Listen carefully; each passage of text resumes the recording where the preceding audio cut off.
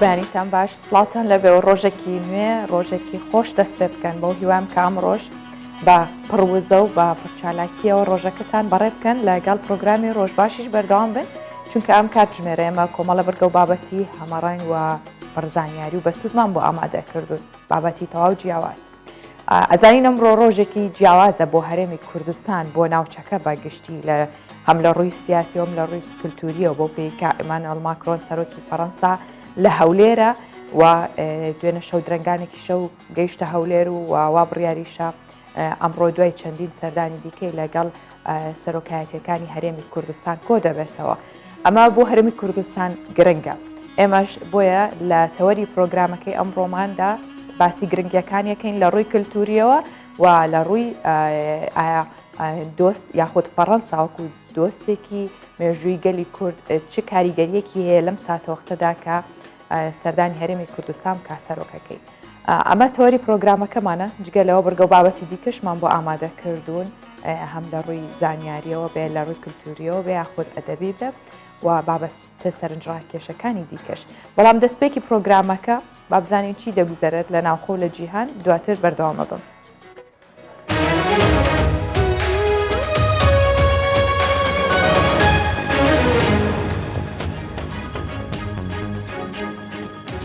ئیمانوئێل ماکرۆن سەرۆکی فەڕەنسا لە هەولێرە. درەنگانی شەوی ڕابردوو ئیمانوئێل ماکرۆن سەرۆکی فەڕەنسا گەیشتە هەولێر و لەلایەن نێچیروان بارزانی سەرۆکی هەرێمی کوردستانەوە پێشوازی لێکرا. بەپێی ئەجێندای سەردانەکە ماکرۆن بۆ هەرێمی کوردستان سەر لە بەیانی ئەمڕۆ سەردانی مووسڵ دەکات و لەگەڵ کریستیانەکان کۆ دەبێتەوە. دواتر دەگەڕێتەوە هەولێر و لەگەڵ سەرۆک بارزانی و نێچیروان بارزانی سەرۆکی هەرێمی کوردستان کۆ دەبێتەوە.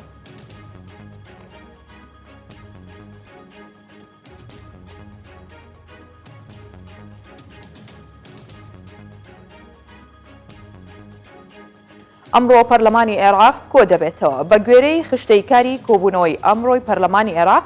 دەنگ لەسەر تەواوکردنی پرۆژە یاسای یانە وەرزشیەکان و پرۆژە یاسای پاراستنی مافی فەرمانبەران دەدرێت. بەشێکی دیکەی کۆبوونەوەکە پەیوەستە بە دەنگدان بە پابەندکردنی کۆماری عێراق بۆ پرۆتۆکۆلی ساڵی 2005 کە پەیوەستە بە پرۆتۆکۆلی سەرکوتکردنی کارەناسایەکان و ئەو کردەوانەی دژ بە ئاشتی کۆمەڵگەن. هەروەها دەنگ لەسەر پرۆژە یاسای هەمواری یەکەمی یاسای مۆڵەتی مانەوەی هاوڵاتیانی بیانی پێشنیازی یاسای سەندیکای بەرنامەسازانی عێراق دەدرێت.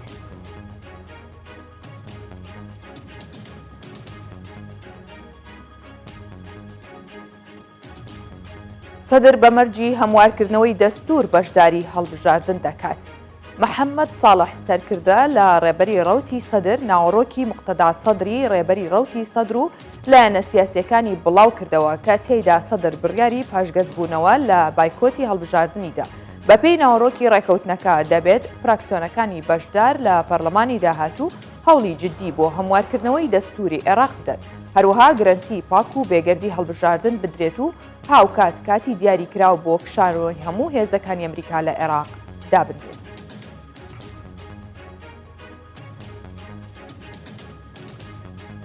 ترامپ کوشتنی قاسم سولەیمانی و ئەبوو بەکر بەغدادی لە کوشتنی بن لادن بە گرنگتر دەزانێت. دۆناڵد ترامپ سەرۆکی پێشووی ئەمریکا لە چاوپێکەوتنێکیدا تیشکی خستە سەرکوشتنی هەریەک لە قاسم سولەیمانی و فەرماندەی پێشووی سوپای قودسی ئێران و ئەبوو بەکر بەغدادی خەلیفەی داعش و هەروەها بەراوردی کرد بە کوژرانی ئوسامە بن لادن کە لە سەردەمی باراک ئۆبامادا کوژرا. ترامپ ئاماژەی بەوە کردووە ئەبوو بەکر بەغدادی دامەزرێنەری داعش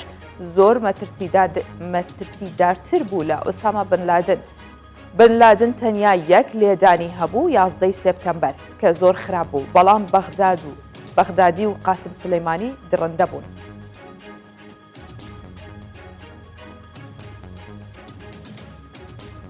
یوتیوب ملیۆنان ڤیدیۆی لەبارەی کۆرۆنا سڕیەوە. نیل موهان بەڕێوەبەری کۆمپانیای یوتیوب ڕایگەیاند 3 مانگ جارێک ئەو ڤیدیۆیانە یاساکانمان پێشێل دەکەن دەیان سڕینەوە. ڕاشیگەیاند لە مانگی شوباتی ساڵی ڕابردووە نزیکەی 10 ملیۆن ڤیدیۆیان سڕیوەتەوە کە زانیاری هەڵایان لەبارەی ڤایرۆسی کۆرۆنا بڵاو کردوتەوە هەروەها بانگەشەی چارەسەریان بۆ کۆرۆنا بە گەمژانە زانیوە.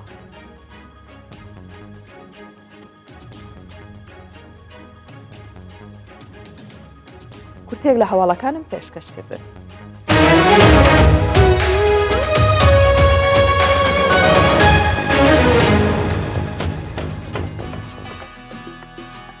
بێگومان هیچ کارێک ئەستام و مەحاڵیش نییە گەر مرۆڤ بێوێت یاخود ئەگەر مرۆڤ ئیرادەیەکی بەهێزی هەبێت وەک چۆن گەنجێکی کورد کە پەنابەرە لە ئەڵمانیا ماوەی 21 ساڵە لە ئەڵمانیاژی و هەر 21 ساڵ لەمە و بەریش شاگردی کۆنترین و گەورەترین کەشتی گەشتیاری بوو ئەو کاتە و تەنها شاگردێک بووە لە کۆنترین کەشتیدا لە دۆسڵدۆف لە شارێکی ئەڵمانیایە کە دوای چەندین ساڵ ئێستا ئەو گەنجە بووەتە سەرپەرشتیاری گەورەترین کەشتی گەشتیاری هەم کەشتیە کۆنەکەنا هەم خۆشی شاگردنا ئێستا بووەتە سەرپەرشتیار لە گەورەترین کەشتیدا. گەمیەکە لە کەناری ڕووباری ڕاین لە باژارێک کەڤن لە دسلدۆرفە ئەڵمانیا ڕاوەستیایە. گەمیەکە گەشت و گوزارەیە. هەر کەسێ سەردانە دسلدۆرف بکە دەزانێت و جیە هەری خۆش ji بۆ بێنڤەدانەیە. لێ کەس نزانێت و شێفێ وێ کوردە. و ji bajarê Hesekê yê Rojavayê Kurdistanê hatiye. Şêf Hesen ev 21 salin li vê gemiyê swar e û çîroka xwe digêre. بخدي هم شغل دقريان وقت عالمي تبع يقول شغل دقرن ماتن بريم بالجورد شغلين شركات جوربو ببيزقوا عامل جوار لازم اللي برز هاتم عاملة عادي الشغلين يعني سيرفيس وغيره خا هم شغلين صار 10,000 از هاتم هدي هم صرخة كار كرن هم تعبين هم جان مراد أخوة قوت بيجي أنا زيدارا فردكم وقت بيجي مطعمش دربه تدي خوارنا تراس جرد بيجن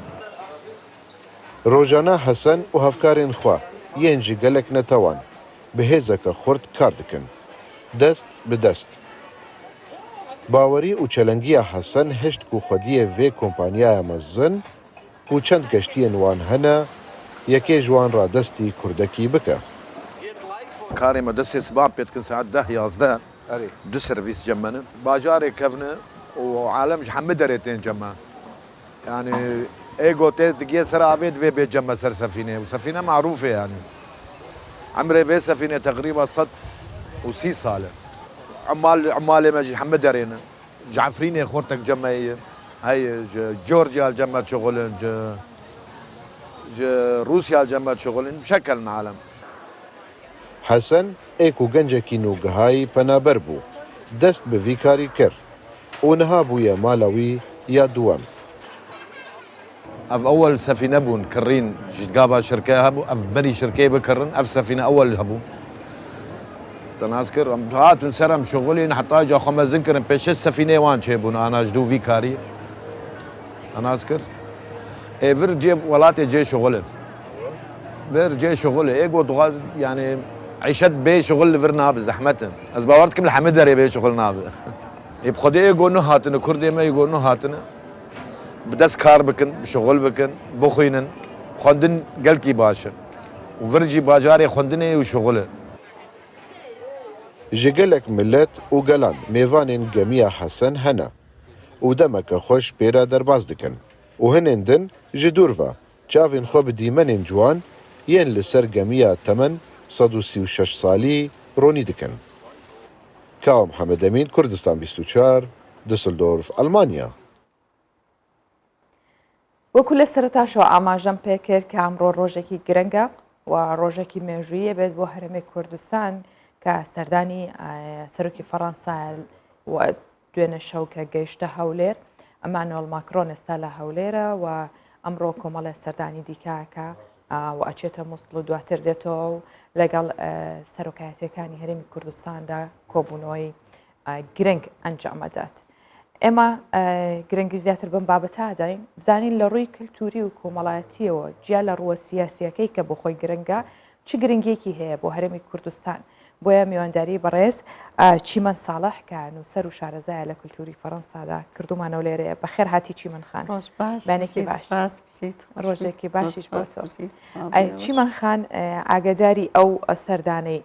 لە ڕووی کللتوریەوە چ گرنگێکی هەیە ئەو لە چی ڕوویەکی دیکەشەوە گەر خۆتان ئاماژەی پێبن گرنگی سەردانەکەی ئەمانوێڵ ماکرۆن چییە بۆ هەرێمی کوردستان؟ بەڵێ خۆی کە باسی گرنگی سەردانی ئەمانەوە ماکرۆم بکەین بۆ هەرێمی کوردستان یا بۆ هەر شوێنێکی کە لە جیهانە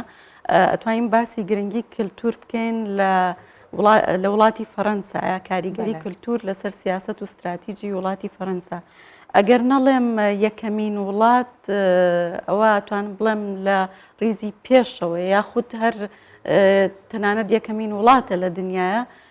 کە کللتوری مێژوویی و هەنووکەی و هەموو کاتێکی وڵاتەکە کاریگەری لەسەر سیاست و داڕشتنی استراتیژی هەیە لە زۆر ڕۆوە.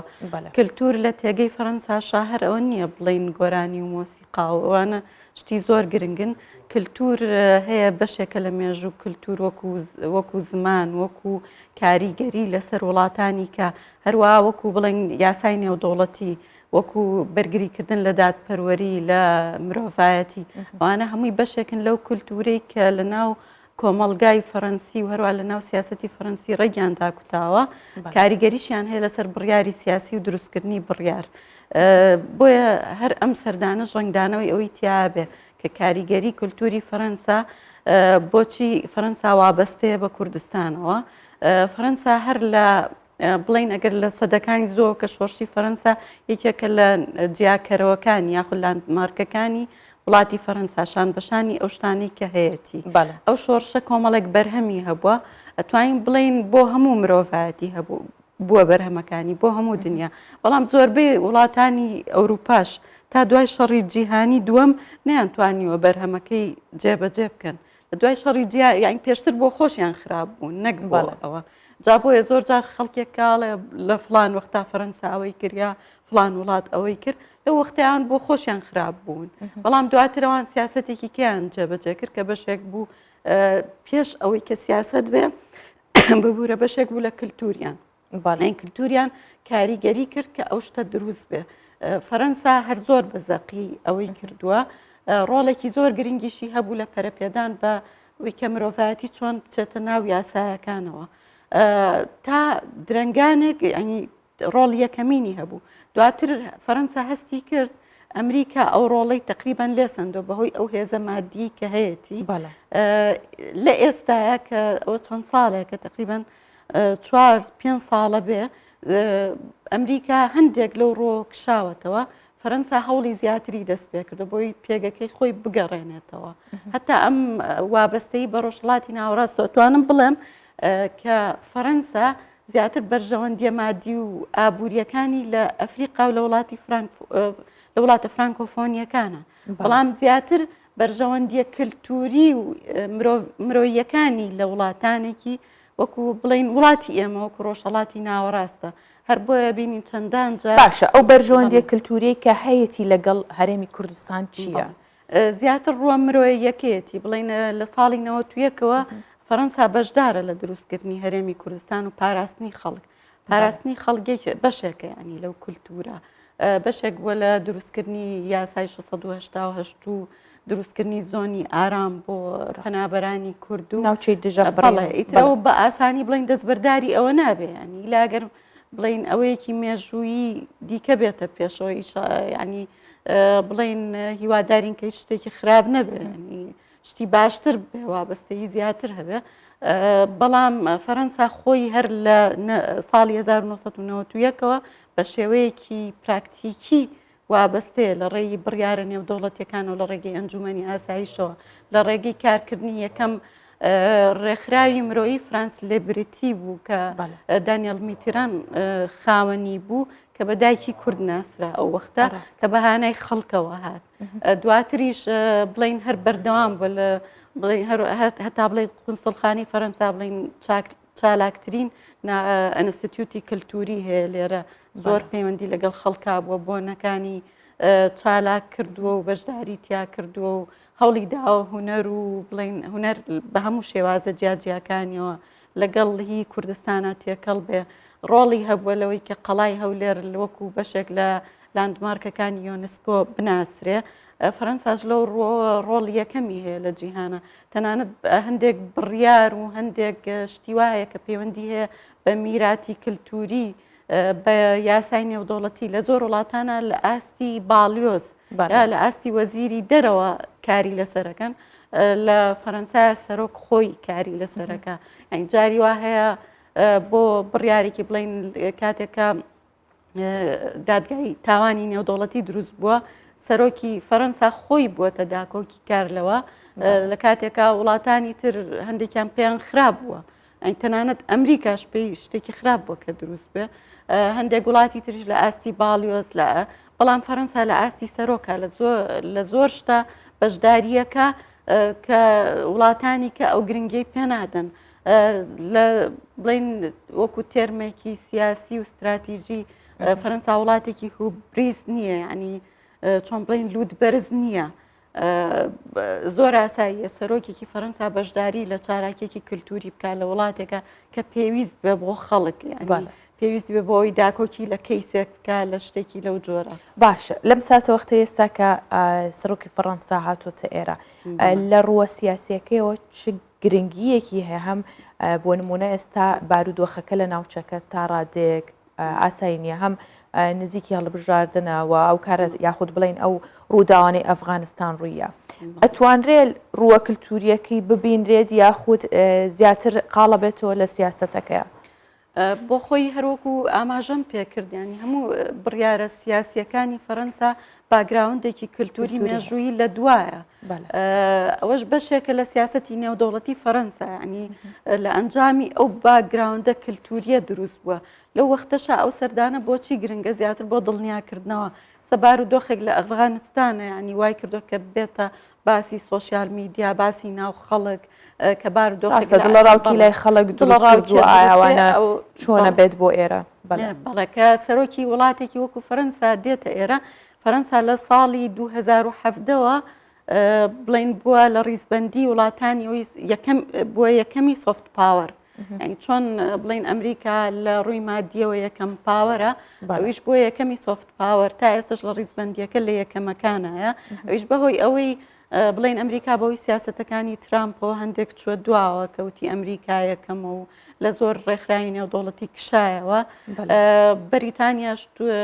بەهۆی ئەو برێکستەوە ئەوان تۆزێ هاتنە خوارەوە ئەو بوو فەرەنسا هاتێ یەکەم بێجگە لەوەش هەر لەسەر ئاستی کللتور لە دنیاە فەرەنسا زۆرترین لە ڕووی ئەدەبیاتە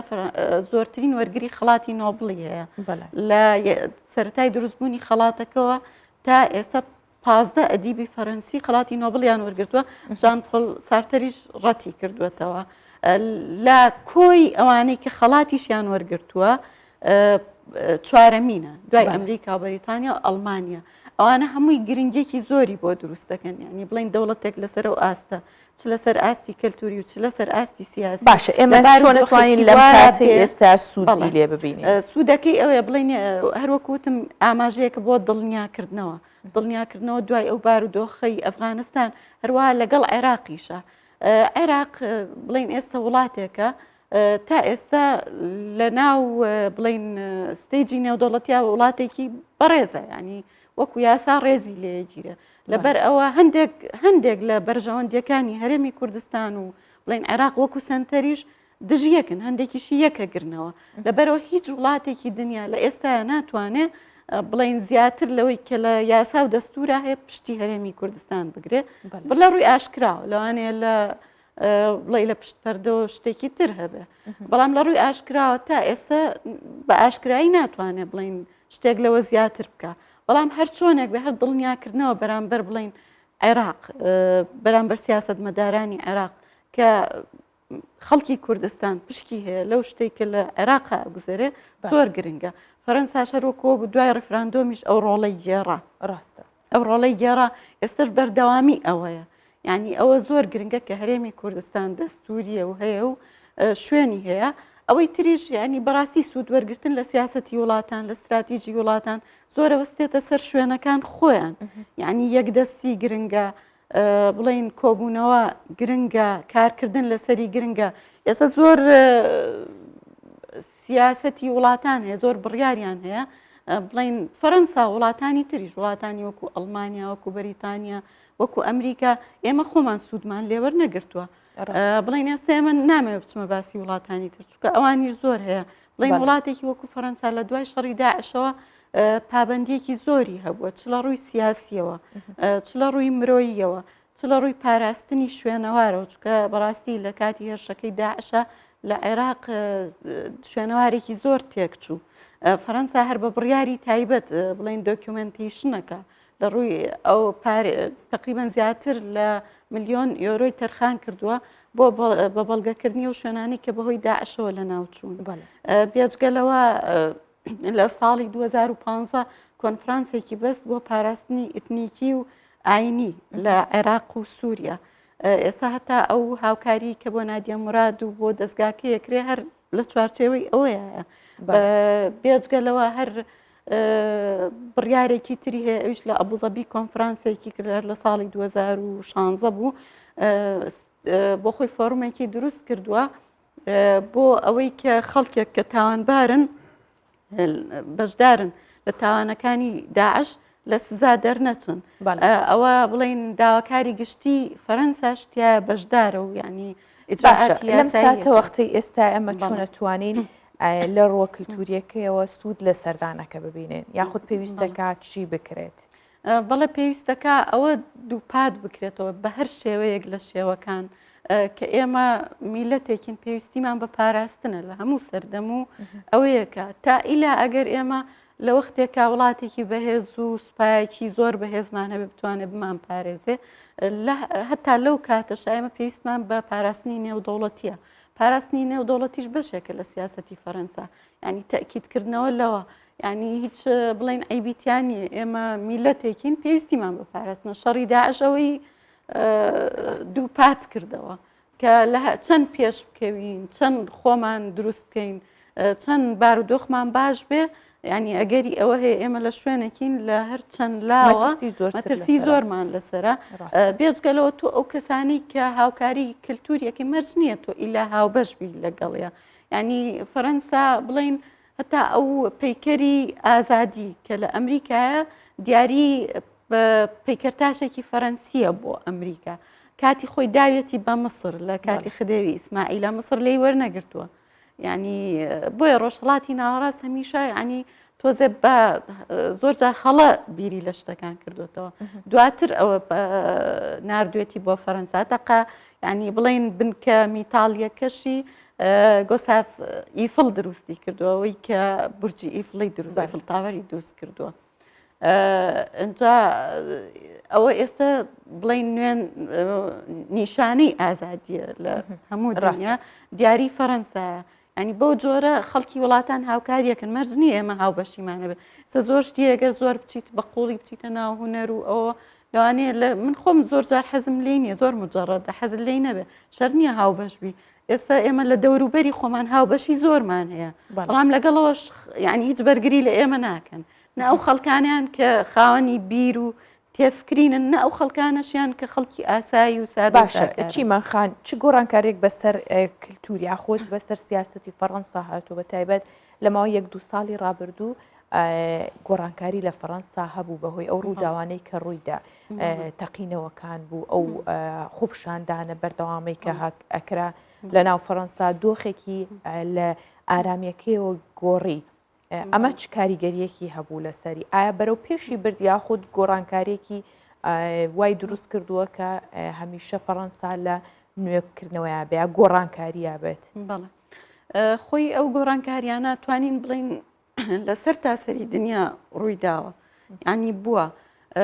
بەداخەوە یانیوانە هەمووی شتی نێگەتیفن کە ڕوویان داوە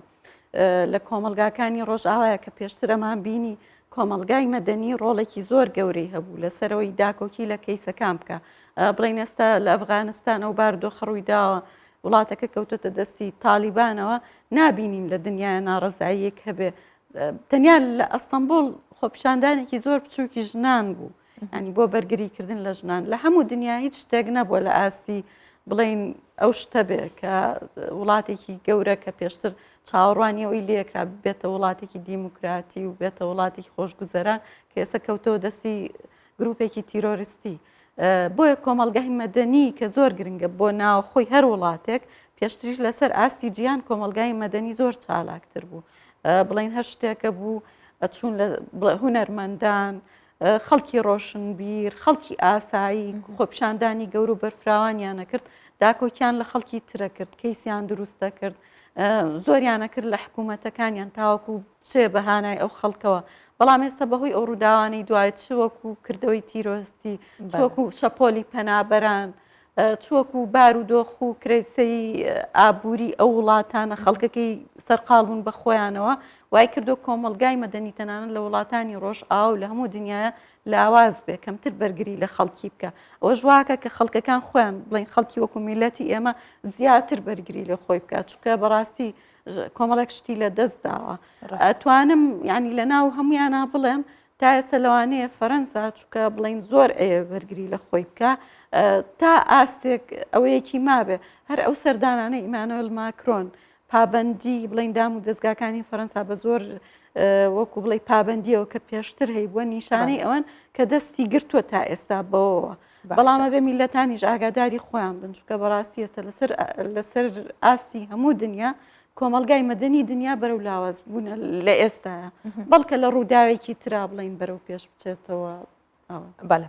چیمان خان بەڕێستان بەو پێیکە شارەزان لە کللتوری فەرەنسا لە فەرەنسا ژیاون خۆتان بەڵێ من بۆ ماوەی کورت بڵین بەسەردان چوون بەڵام زمانی فەرەنسیە زانم لە وڵاتانی ئەوروپای خاڵێکی هاوبەشمان هەیە بۆ نمونە لە کللتوری فەرەنسا لەگەڵ کوردستانە لە خواردن بێ لە چوزانم بۆنەکانیان لە هەر شتێک بێت کە تۆ تێبینیت کردبێ بەڵێ هاوبەشێکی بڵێم بەو شێوەیە نییە بەڵام وەکو ئینسان ئێمە چۆن ینی بڵین کە یەکێک لەسەر شەقام پرسیارێکی هەیە لێمان شتێکی هەیە لێمان حەزەکەین هاوکاری میوان دۆستن بەڵێ بە تایبەتی ئەگەر یەکێک زمانی ئەوان بزانێ حەسبکە یانی زۆر حەزیان لێ خەڵک چونکە هەر فەرەنسا خۆی یەکێک لە بڵین ئەوە کە ئامانجەکانی ئەوەیە کە زیاترین خەڵک بە زمانی فەرەنسی قسە بکات چونکە ئەوە نییە کللتوری ئینگلیزی زاڵ بووە بەسەر جیهانە فەرەنساوە بە مافی خۆی زانێ لە ئێستا 500 ملیۆن کەس تقریبا لە دنیا بە زمانی فەرەنسی وەکو زمانی یەکەم و دووەم سێم قساکەن بێجگەل لەوەش بڵین لە زۆر وڵاتیشە لە ڕۆژهەڵاتی ناوەڕاست تۆزە کەمترە زیاتر لوبنان و پێشتریش لە سووریا وانەی فەرەنسیان هەبوو لوبنانیش بڵین بەهۆی ئەوەی ماندەیتی فەرەنسی لەسەر بووە پێشتر زمانی فەرەنسی زمانێکی ڕاقیە لای ئەوان کلاسە زۆر بەڵام ئەویش ینی لە ئێستا شتا ڕادێک لە هەندێک لە خوێندنگە تایبەتەکانە فەرەنسی هەیە تۆ چۆن فێربووی با پرسیارەوەش بکەم بەڵێ من ژمارە خوێندت بەڵێ من بۆ خۆی ژمارەیەک زمانە زانم ینی خۆم یەکێک لە ئەوەکانم فێربوونی زمانە تقریبا ئێستا گەیشتۆتە 12 بەڵێ یەکێک لەوانە فەرەنسیە فەرەنسیەکە خۆم باشم کرد دوایی لە ئینستیتوتی فەرەنسی لێرە بۆ ماوەی 3 ساڵ ئەچوومە کۆرسەکان ینی بۆی ڕێکی خەم ینی بڵینەوە چکە بە زمانی ئینگلیزیە نووسم تا ئینگلیزیەکەم زۆر ئەوە نەبوو نەمەویست ینی فەرەنسی مەزانی بەس نەمەویست زۆر ڕێکی خەم بۆی ئینگلیزیەکەم بڵین کاریگەری نەبێت لەسەری بەڵام کە ئینگلیزیەکەم زۆر باش بوو پێم نووسی و ینی خاصن لە ڕۆژنامەوانی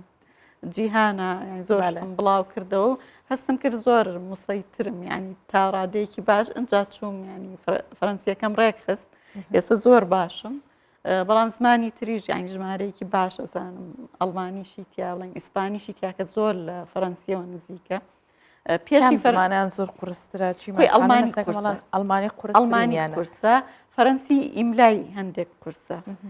بەڵام ئەگەر فێربی ئاساییە فەرەنسی زمانێکی خۆشە تا ئەوروپیەکان پێیان خۆشترین زمانی ئەوروپایە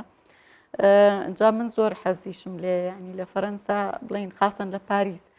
بەتەنیا لەگەڵ خەڵکە قسە بکەم ینی بۆی دڵنیابمەوە لە خۆم هەرچەند ینی ئێستا تقریبا گەیشتۆتەوە ڕادەی ینی شتی زۆر کورسیشی پێ خوێنمەوە بەڵام لەگەڵەوەشە دایم ینی زۆر ئاگاداری ئینگلیزیەکەم چونکە ئیشی پێەکەم ئەوەیە بەڵام فەرەنسیم زۆر حەز لێ وەکو حەزێک بەردەوامی باشە بۆ نمونە چی هەبوو کە سەرنجی ڕاکێشایی لە ناو کللتوری فەرەنسیەکانە لە ناو کللتوری فەرەنسیە بڵین زیاتر زۆربەی خەڵکەکە حەزیان لە هونەر و ئەدەبە حەقیشیانە ینی مێژوش ئەڵێ هەروەکوتم زۆرترین بڵین زۆرترین وەرگری خەڵاتی نۆبڵی ئەدەبیاتی فەڕەنسا لەسەر ئاستی جیهان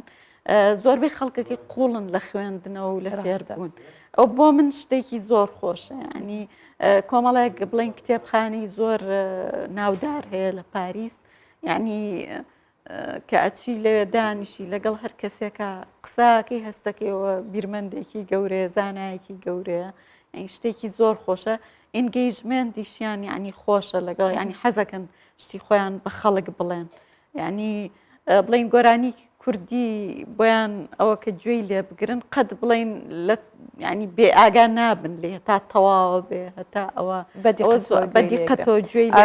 خان هاوکارانم داواکەن کە ئێوە بە زمانی فەڕەنسی پەیامێک یاخود بە خێراتنی ماکرۆن بکەن. Bienvenue, Monsieur le Président, Monsieur Macron. Merci beaucoup pour votre visite à Kurdistan Region. Je vous remercie beaucoup. زۆر سپاس دەستخۆش چیمەن ساڵح کامڕۆ لەگەڵمان بووی وەکو شارەزار لە کولتوری فەڕەنسا سپاس بۆی کە میوانی پرۆگرامی ڕۆژ باش بووی. زۆر سپاس بۆ ئێوە. سپاس بەخێر هاتن. ئێستاش بێکەوە با بزانین ڕەوشی کەشوهای شارەکانی کوردستان چۆنە.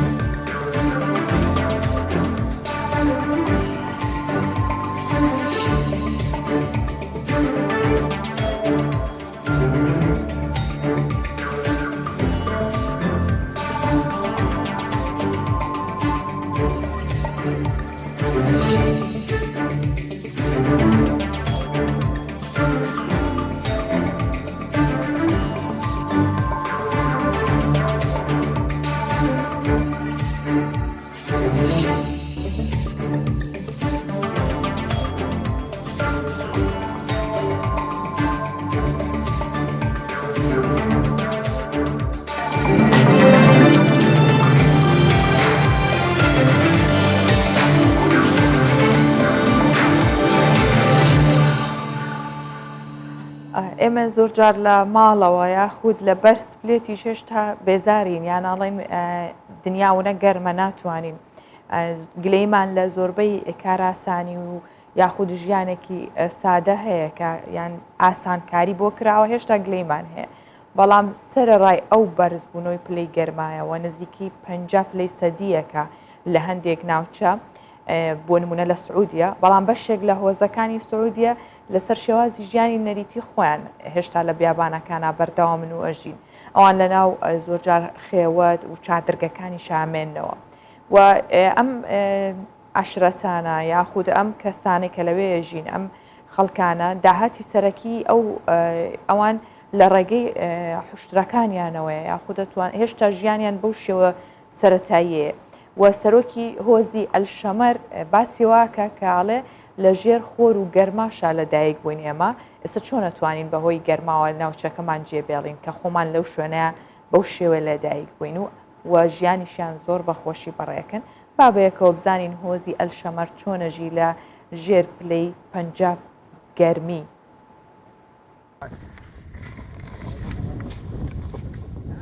ژمارەیەک لە هۆزەکانی سعودیا سەر ڕای بەرزبوونەوەی پلەی گەرما بۆ 45 پلەی سیلیزی بەڵام هێشتا لە بیابانەکانی باکووری وڵاتەکان لە ناو گەرمای بەتیندا ژیان دەکەن. ڕۆژانە لە ناو خێوەت و چادرگەکاندا دەمێنەوە و کاری سەرەکیشیان بە خێوکردنی حوشترا لە کاتێکدا ئێستا گەرمترین کاتەکانی ساڵە لە سعودیا و کەشناسان هۆشداریان لەبارەی کاریگەری خراپەکانی گەرمە بە هاوڵاتیان داوە. من الصبح تا عمر سلی الظهر یا قبل من تەمەنم 75 ساڵە و نزیکەی 70 ساڵ دەبێت لێرە دەژیم. ئێمە لەم خاکەدا لەدایک بووین، لە ژێر خۆردا لەدایک بووین. ئێستا چۆن خۆر و گەرما کاریگەری لەسەرمان دەبێت؟ ژمارەیەک لەو هاوڵاتانەی سەر بە هۆزی شەمەڕەندا بیابانەکانی سعودیا دەژین پیشەوکاری دیکەیان هەیە کە ناتوانن لەو بیاباندا لەسەری بەردەوام بن بەڵام دوای چەندین ساڵ هێشتا دەستبەرداری ناوچەکەیان نابن کە بیابانەکە پلەی گەرمی تێدا دەگاتە نزیکەی 50 پلەی سەدی وەک خۆیان دەڵێن ئامادەرین دەستبەرداری کولتور و نەریتەکەیان ببن.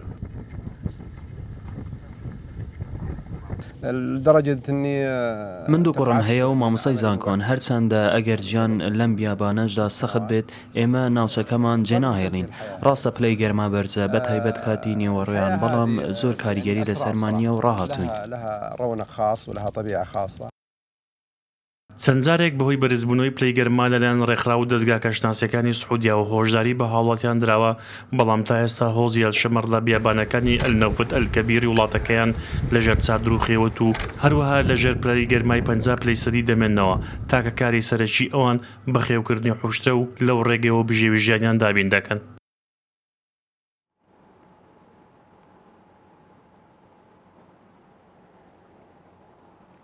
مام محەممەد خەڵکی شاری خارپێتی باکووری کوردستانە و 35 ساڵە کاری بازرگانیەکە بەڵام وەکو ئارەزوو خولیایەکیش 25 ساڵە کاری باخداری ژەکار لەگەڵیا و باخێکی فستقی 2000 داری ڕواندووە دارەکانی زۆر زۆرن و داواش لە کرێکارەکانی باخەکەی کات کە باخی فستقەکەی دابنێن بۆی یاخود خزمەتی زیاتری بۆ بکەن بۆی لە کرێکارەوە ببنە خاوەنکار ئەوانی ژوەکو ئەو خۆیان پێ بگێنن. ئێستا بەرهەمی فستقی باخەکەی مام محەممەد ڕەوانەی بازاڕەکانی ئەوروپا و ئەمریکا ژەکرێت. مام محەممەد خەڵکی خارپێتی باکووری کوردستانە و 35 ساڵە کاری سەرەکی ئەو بازرگانی بە پارچە پیشەسازیەکانە تا ئێستاش لە کارەکەی بەردەوامە. بەڵام جگە لەو کارەی 25 ساڵیش لەمەوبەر بۆ بەسەربردنی کات وەک خولیا و ئارەزوو خۆی داوەتە چاندن و گرنگیدان بە باخی فستق. لەم بوارەش پەرەی بەکارەکەی داوە تەنانەت بەرهەمی باخەکەی کە فستقە هەناردەی وڵاتانی دەرەوەی دەکات بە تایبەت ویلایەتە یەکگرتوەکانی ئەمریکا و ئەوروپا. من جگەلەوەی بازرگانی پارچە پیشەسازیەکانم سەرتاوەک حەزێک دەستم کرد بە چاندنیداری فستق لە ساڵی 1995ەوە بەڵام دواتر ئەو خولیایەشم وەک بازرگانی لێهات و ئێستا فستاقی باخەکەی من ڕەوانەی بازاڕەکانی ئەوروپا و ئەمریکا دەکرێت. باخەکەی مام محەممەد ئێستا 2000 داری فستقی تێدایە و ڕنگ و بۆنی باخەکەی لە وەرزی پێگەیشتنی فستق جگە لە جوانی سروشتەکەی بەرهەمێکی باشی فستقیش دەخاتە بازاڕەکانەوە. بەشێک لە بەرهەمەکەی پێداویستی ناوخۆی پێپڕ دەکاتەوە بەشێکی دیکەشی ڕەوانی بازاڕەکانی جیهانی دەکات. فستقی باخەکە تەنانەت تاموبوونێکی جیاوازی هەیە. ئێمە 32 کەسین کە لێرە کار دەکەین. جگە لە فستق لە باخەکە داری باویشی لێیە. مام محەممەد هانی ئێمە دەدات کە ئێمە خەریکی ئەم کارە بین و باخ و بێستانی فستق و باوی بڕوێنین. ئەمە جێگای دڵخۆشیە چونکە سوپاس بۆخوا زەویەکەمان بەپیتە بۆ کشت و کاڵ. ئێستا و باخە بچووکەی ساڵی 1995 بۆتە باخێکی 32 لە ئارەزوویەکەوە ڕێرەوی بازرگانیەکی گەورەی بەخۆ بینیوە. دەکرێت بوترێت بەرهەمی ئارەزوو خولیاکەی مام محەممەد گەیشتۆتە بازاڕەکانی وڵاتانی ئەوروپا و ئەمریکا. هێشتا مام محەممەد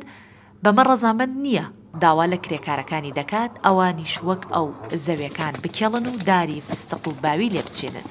ببنە بازرگان و لە کرێکارەوە ببنە خاوەنکار.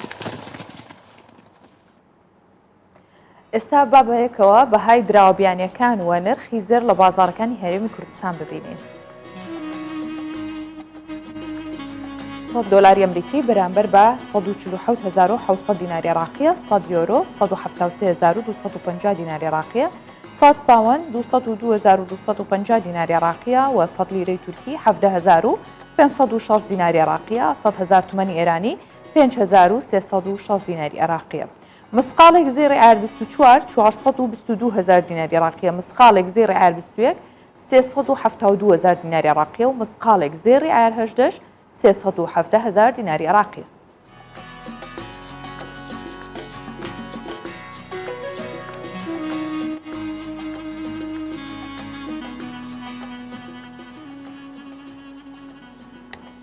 دوای بڵاوبوونەوەی ڤایرۆسی کۆرۆنا و کەرەنتین و قەدەغەی هاتوچۆ، ئاژەڵانی ماڵی لە بەریتانیا کەوتنە دۆخێکینا لەبارەوە. بە شێوەیەک ماوەی مانەوەیان لە ماڵەوە ئەوەندە زۆر بوو و هاوکات بۆ خاوەن سەگەکانیش قورس بوو کە ئەو هەموو کاتە لە ماڵەوە لەگەڵ سەگە ماڵەکانیان بەسەر ببن. بەهۆیەوە بەشێک لەو سەگانە تووشی نەخۆشی بوون و کێشەیان بۆ دروست بووە. ئێستا خاوەن سەگەکان سەردانی پزیشکی تایبەت دەکەن و هەروەها بەشێکی دیکەشیان لە ڕێگەی تەلەفۆنەوە پرسیار و ڕاوێژ با کەسانی شارەزا ئەکەن. بەپێی ئامارەکانیش زیاتر لە 3 میلیۆن سەگ و هەروەها 5 میلیۆن پشیلە لە بریتانیا هەن. هاوکات بەهۆی کۆرۆنا لە ماوەی 3 ساڵی ڕابردوو ژمارەی ناوەند و ڤێرتنەریەکان لە 95 شوێنەوە بۆ 31 شوێن کەمی کردووە.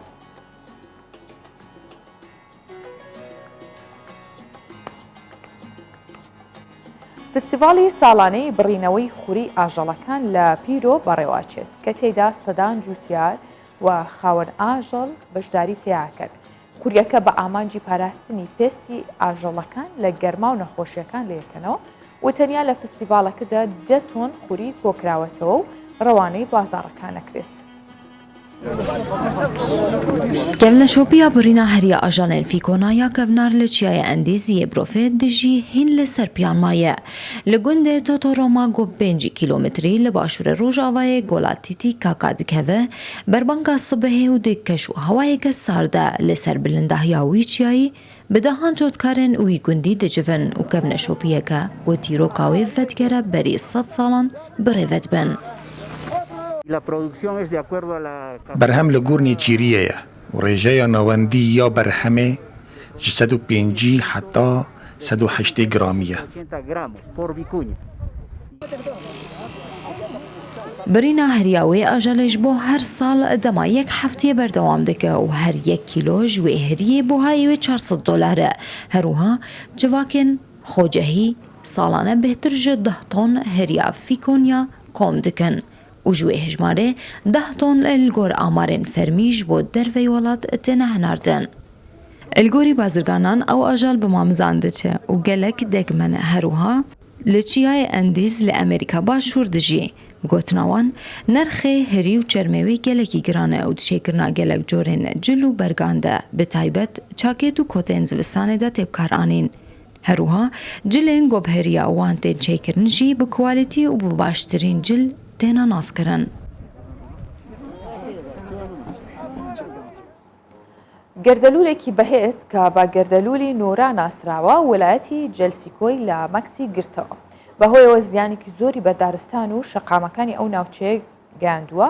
هەروەها بەهۆی شەپۆلی بەهێزی بارانبارین و لافاویش ئاستی ئاوی دەریاکان بە ئاستی مەترسیدار بەرز بۆتەوە و لە ژمارەیەک ڕێگای ئەو ویلایەتە هاتوچۆ پەکی کەوتووە و هەروەها بەرپرسانی وەلایەتی جەلسیکۆ بەهۆی نالەباری کەش و هەوا باری نائاساییان ڕاگەیاند.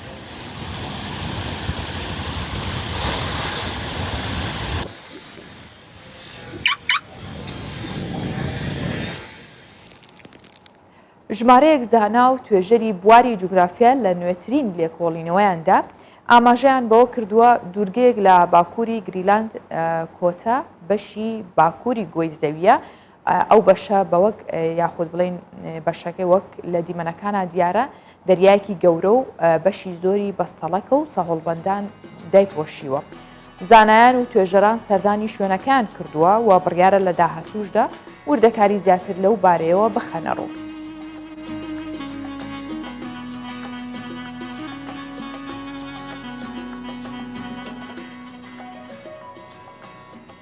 یەکێک لە دارە ناوازەکانی وڵاتی بەرازیل داری ئاپەیە کە لە کاتە ساردەکانی ساڵدا گوڵەگرێت و ماوەی تەنها 6 ڕۆژ گوڵ و شکۆفاکات و سەرنجی گەشتیاران و دانیشتوانی ناوچەکەش ڕاکێشێت وێنەی لەگەڵدا دەچرکێنن چێژ لە بینینی دەبینن. هاوکات ژینگە دۆستانیش بە مەبەستی گرنگیدان بە جۆری ئەو دارە و ئەو ڕۆکە دەگمەنە بە نرخە توێژینەوەیان دەست پێ کردو و بڕیاریشیان داوە کە چەندین داری دیکە لە هەمان جۆری کارپێت کە لە بەرازیلە بڕوێنن لە ناوچەکانی دیکە. ئەم جۆرە دارە لە بەرازیل بە ئایپێ ناسراوە. گوڵگرتنی ئەم جۆرە دارە تەنیا 6 ڕۆژ دەخایەنێت ئەویش لە سارترین کاتی ساڵدایە و لەو کاتانی ئەم دارە گوڵ و شکۆفە دەکات سەرنجی هاوڵاتیان ڕادەکێشێت و خەڵکێکی زۆر وێنەی دەچرکێن و چێژ لە بینینی دەبینن. ئێمە گرروپێکین بۆ ڕواندنی درەخت لە گەڕەکی ڤریکسیا کار دەکەین من ژیگە پارێزم و هەمیشە لەگەڵیانم بۆ ڕواندنی ڕۆک و درەختەکان داوا لە حکومەتی خۆجی شارەکەم دەکەم داری زیاتر بڕوێن و چاودێری ئەو درەخت و نەمامانش بکەن کە ئێستا ڕواندونیان بەڵام بەداخەوە هاوڵاتیان هاوکار نین لە پاراستنی درەختەکان لانیکەم تا گەورە دەبن. لە چەند ناوچەیەکی بەرازیل ڕواندنی ئەم جۆرە درەختانە ئاسان نییە بە تایبەت لەو ناوچانەی خەڵکەکەی دۆستی ژینگەنین و هاوکارنین و نایەنەوێت درەخت لە کۆڵانەکانیان بڕوێنرێت بەڵام چالاکوانان و ژینگە دۆستان هەڵمەتێکی فراوانیان بۆ ڕواندنی ئەو درەختانە دەست پێ کردو و دەیانوێت زۆرترین درەختی ئایپێ بڕوێنن. ئەم کاتانەی ساڵ درەختی ئیپێ زۆر جوان و سەرنجڕاکێش دەردەکەون بۆیە بیرمان لەوە کردوتەوە زیاتریان بکەین و ژمارەیەکی زۆر بڕوێنین بۆ ئەوەی خەڵکی زیاتر دیمەنە جوانەکانی ببینێت و سەردانی ئێرە بکەن. لەم ناوچەیە نزیکەی 14 جۆری جیاوازداری ئایپێ هەیە. ئەو کەسانی سەردانی ئەم شوێنە دەکەن بەشێکیان بۆ وێنەگرتنی دیمەنە جوان و ناوازەکانی دارەکە هاتوون تا لە نزیکەوە بیبینن.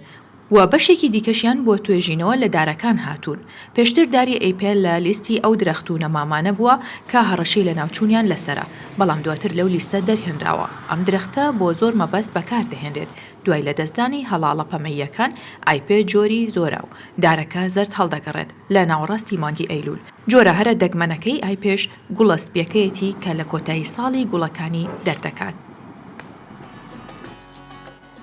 لەوانەیە بە گەنجیمانەوە ئامانجی زۆر بەمان بێت بمانەوێت هەمیشە بە گەنجی و جوانی بمێنینەوە پیر نەبین بەڵام هەندێک خۆراک هەیە پێچت هێشتا نەمانزانی بێت کە ئەوە سەبەبی یاخود بڵێن هۆکاری سەرەکی مانەوەمانە بە گەنجی بۆ نمونە بازلیا لەوانەیە من زۆر جار کەم بیخۆین یاخود تەنها لەگەڵ خۆراکێکا تێکەڵمان کردێ خوارد بێتمان بەڵام باسی واکەن کە پەیمانگای لێکۆڵینەوەی خۆراکیەکان بۆ خۆپارێزی و چارەسەری رووسیا ئاشکرای کردووە کە بازلیا ڕێگری لە توشبوون بە شێرپەنجاکات و ئێسکەکان پتەوەکات و ئاماژەی بۆش کردووە کە خواردنی بازلیا دەبێتە هۆی یاخود دەبێتە هۆی بەهێزکردنی یادەوەری و کەمکردنەوەی کێشی لەش و پەیمانگای لێکۆڵینەوەی خۆراکیەکانی رووسیا وەشی خستۆتە ڕوو کە بازلیا پرۆسەی نوێکردنەوەی پێست و بەهێزکردنی جومگەکان خێراکات و هەروەها مرۆڤ لەو هۆکارانە پارێزێک کە بنەهۆی پیری و بە تەمەنداچوون و پسپۆڕانی بواری خۆراکی ژەڵێن توێکڵی بازلیا یارمەتی ڕێخستنی شەکر لە خوێن دەدات و هەروەها کاریگەری ئەرێنی لەسەر مێشک و هەموو دەمارەکان هەیە.